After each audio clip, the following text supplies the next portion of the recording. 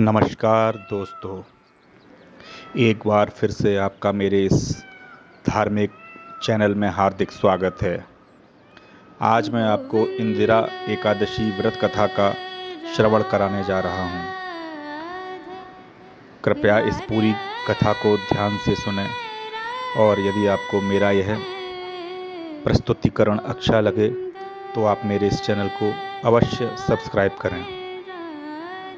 तो चलिए शुरू करते हैं।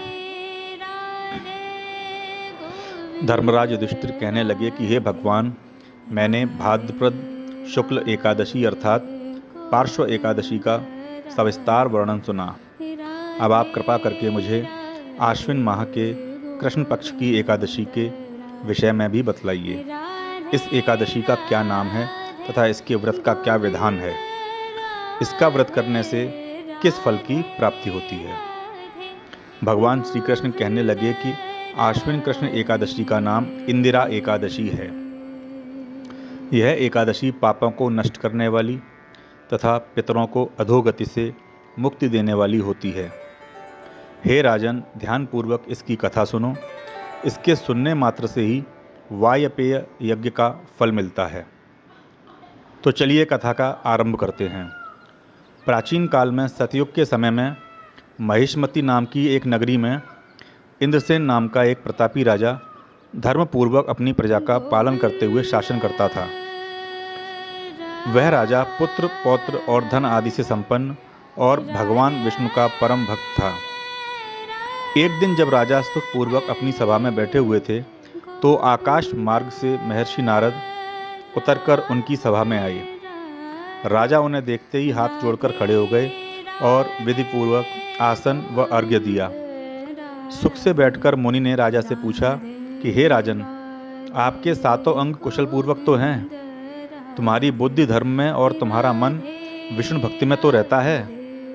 देवर्षि नारद की ऐसी बातें सुनकर राजा ने कहा, हे महर्षि, आपकी कृपा से मेरे राज्य में सब कुशल है तथा मेरे यहाँ यज्ञ कर्मादि सुकृत हो रहे हैं।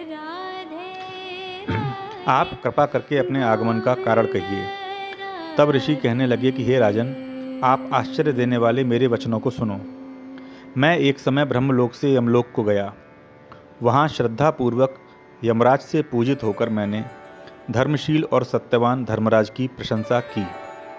उसी यमराज की सभा में महान ज्ञानी और धर्मात्मा तुम्हारे पिता को एकादशी का व्रत भंग होने के कारण देखा। उन्होंने संदेशा दिया, सो मैं तुम्हें कहता हूँ।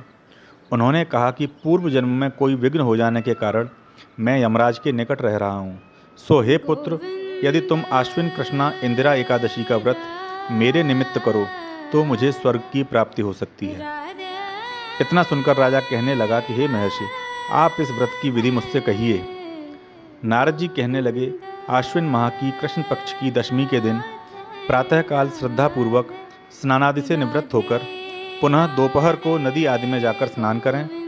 फिर श्रद्धापूर्वक पितरों का श्राद्ध करें और एक बार भोजन करें। प्रातःकाल होने पर एकादशी के दिन दातुन आदि करके स्नान करें। फिर व्रत के नियमों को भक्तिपूर्वक ग्रहण करता हुआ प्रतिज्ञा करें कि मैं आज संपूर्ण भोगों को त्याग कर निराहार एकादशी का व्रत करूंगा। हे अच्युत, हे पुंडरीकाक्ष, मैं आपकी शरण हूँ, आप मेरी रक्षा कीजिए। इस प्रकार नियम पूर्वक शालिग्राम की मूर्ति के आगे विधि पूर्वक श्राद्ध करके योग्य ब्राह्मणों को फलाहार का भोजन कराएं और दक्षिणा दें। पितरों के श्राद्ध से जो बच जाए उसको सूंघकर गौ को दें तथा धूप, दीप, गंध, पुष्प, नैवेद्य आदि सब सामग्री से ऋषिकेश भगवान का पूजन करें। रात में भगवान के निकट जागरण करें। इसके पश्चात द्वादशी के दिन प्रातःकाल होने पर भगवान का पूजन करके ब्राह्मणों को भोजन कराएं। भाई बंधुओं, स्त्री और पुत्र सहित आप भी मौन होकर भोजन करें।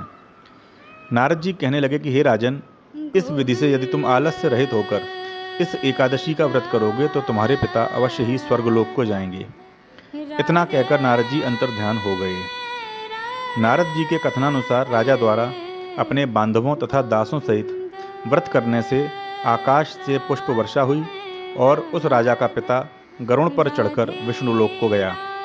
राजा इंद्रसेन भी एकादशी के व्रत के प्रभाव से निष्कंटक राज्य करके अंत में अपने पुत्र को सिंहासन पर बैठाकर स्वर्गलोक को गया।